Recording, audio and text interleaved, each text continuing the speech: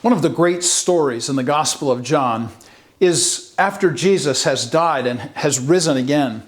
There is a story about one of his disciples, Thomas, who says very plainly, "Unless I put my fingers into his hands and into his side, I will not believe." Meaning that he had to have physical, historic evidence to know whether or not this Jesus lived again.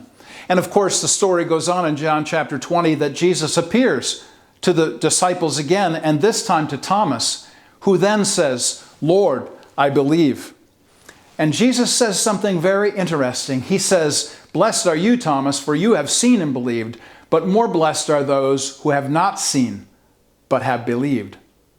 The issue of our feelings or responses or emotions or reactions to belief is really that which is born out of Thomas, but even more so those of us who have not seen. That is, we have not seen the physical resurrected Christ, but we have through the evidences of history.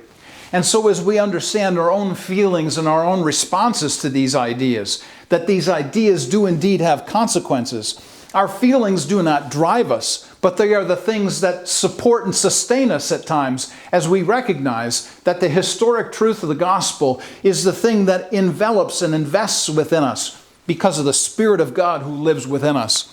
And so when we think about our feelings, we see things perhaps only in a small way. We don't see them fulfilled and filled out. We do, of course, in the scriptures, but personally our feelings sometimes get in the way until ultimately we shall see him, for we shall see him as he is. 1 John chapter 3 tells us. So the very statement of Jesus, when he said, "Blessed are those who have not seen but who have believed," comes back in 1 John chapter 3, where John says this statement, that those who have not seen him but who have believed will be like him, for they shall see him as he is. And why is that? Because we can trust the historic evidences that we see in people like the person of John, who even in 1 John chapter 1 emphasized that they had seen the risen historic Jesus. Ideas do indeed have consequences. We have frameworks